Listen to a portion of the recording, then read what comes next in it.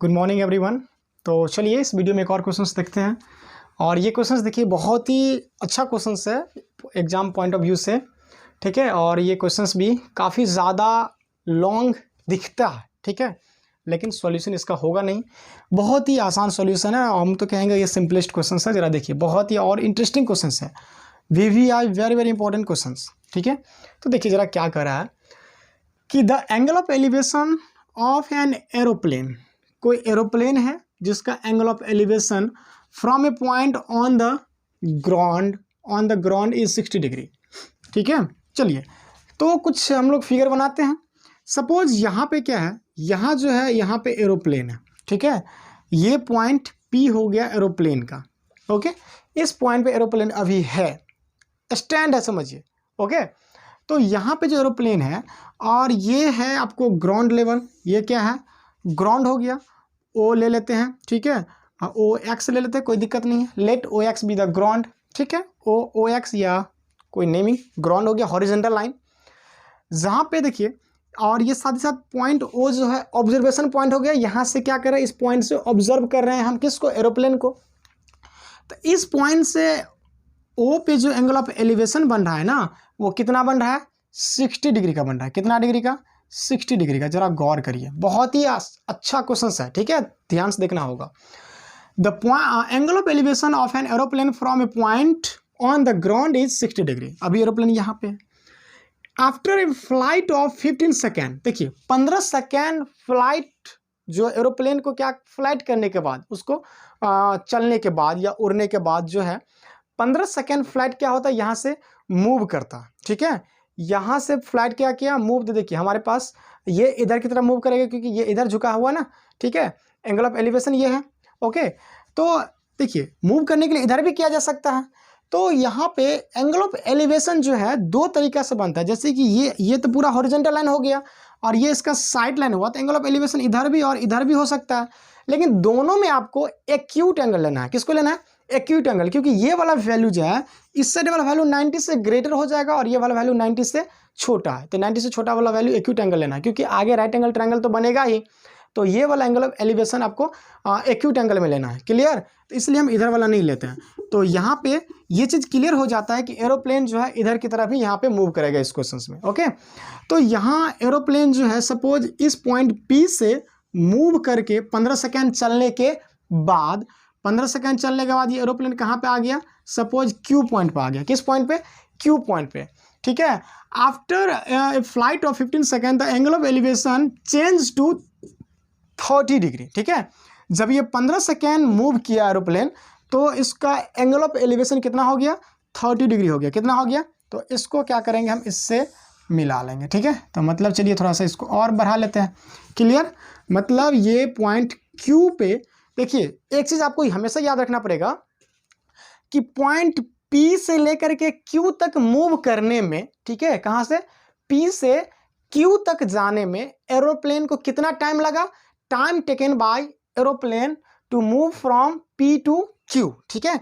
P से Q तक move करने में उसको लगा है कितना, 15 सेकेंड का टाइम लगा, 15 सेकेंड्स का टाइम लगा। ये चीज़ याद रखना, क्योंकि इसका यूज़ करेंगे हम लोगों को स्पीड फाइंड करना है। देखिए क्वेश्चंस को अभी हम चाहे तो बना देंगे आपको, ठीक है, यही बन जाएगा, आप खुद कर लीजिएगा, ठीक है। तो बता देते हैं, थोड़ा सा इंतजार करिए। देखिए अब जो है आपको एंगल ऑफ एलिवेशन इस पॉइंट से क्या हो गया, ये 30 डिग्री का हो गया। कितना डिग्री, 30 डिग्री का। देखिए ये पूरा 60 और ये 30, क्लियर है। देखिए ज़रा यहाँ से अगर हम यहाँ से कुछ परपेंडिकुलर ड्रॉ करते हैं, ये वाला परपेंडिकुलर, ठीक है, ये हॉरिजॉन्टल पे, तो ये परपेंडिकुलर हो गया। इसका नेमिंग कर ले हम, ए कर लेते हैं। Let PA is perpendicular to PA, perpendicular to क्या हो जाएगा, OX। साथ ही साथ यहाँ पे हम Q से परपेंडिकुलर ड्रॉ कर लेंगे, ओके। इसको थोड़ा सा इंक्रीज कर लेते हैं और ये हो जाएगा QB हो गया परपेंडिकुलर, ओके। देखिए अब दो ट्रायंगल जो बन रहा है, एक तो कौन सा ट्रायंगल, एक जो है ये PAO वाला और एक ये वाला ट्रायंगल। तो दो राइट एंगल ट्रायंगल बन रहा है। एक चीज़ तो आपको यहाँ पे छूटा हुआ है कि आपको स्पीड फाइंड करना है। तो दिया क्या है, if the aeroplane is flying at the constant height of 1500√3 metre. देख लीजिए ये परपेंडिकुलर जो ड्रॉ किया है ना, यही इसका हाइट है। मतलब यहाँ पे PA is the height of aeroplane in the first position.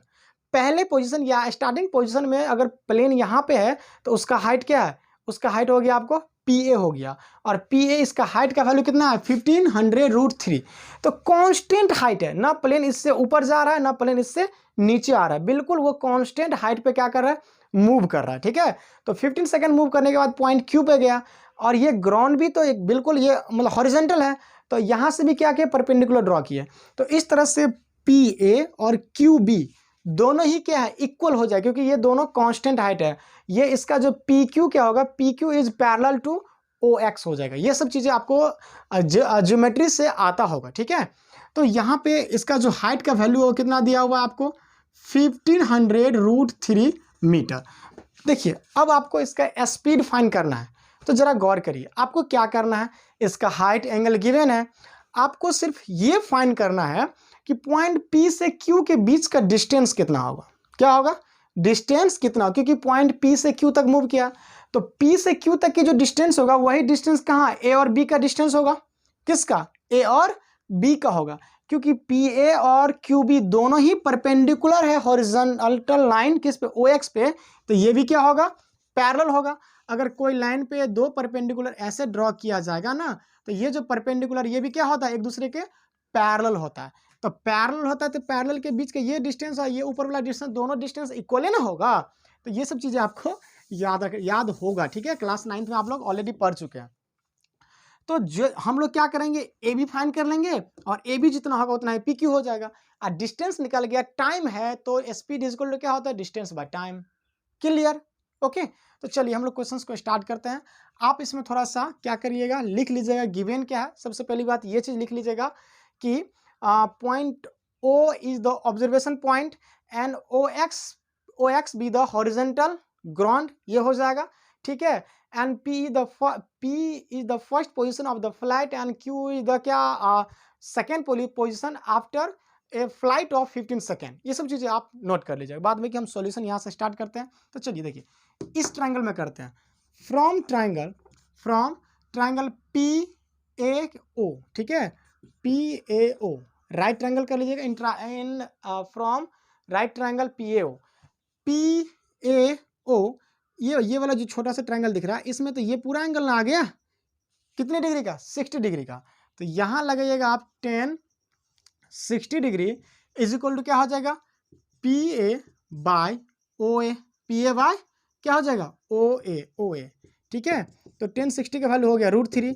अब देखिए PA का वैल्यू कितना दिया हुआ है आपको 1500√3, क्योंकि ये 1500√3 तो ये भी 1500√3 हो जाएगा, कांस्टेंट हाइट है।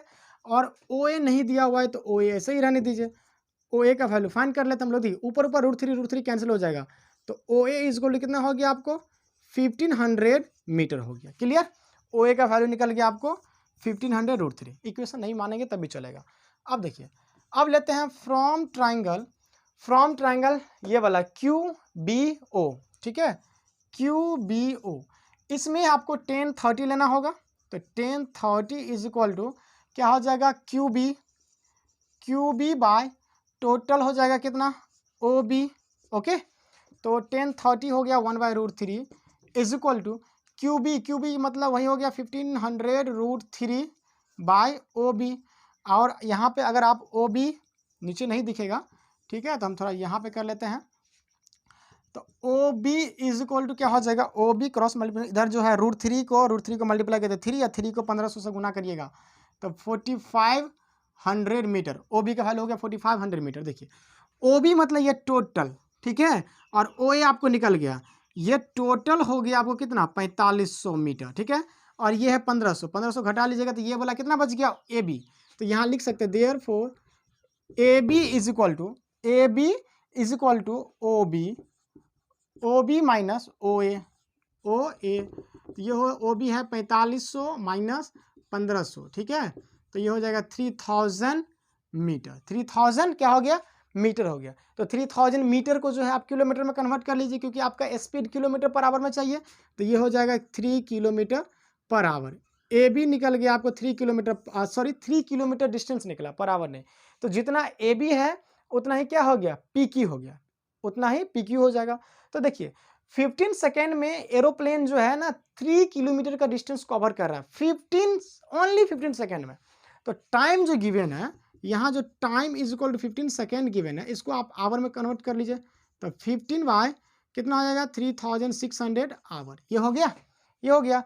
इसके बाद आप स्पीड का फॉर्मूला लगा लीजिए, स्पीड ऑफ द एरोप्लेन। तो डिस्टेंस बाय टाइम, तो डिस्टेंस हो गया 3 किलोमीटर, ठीक है, बाय हो गया 15 बाय 3600 सेकेंड।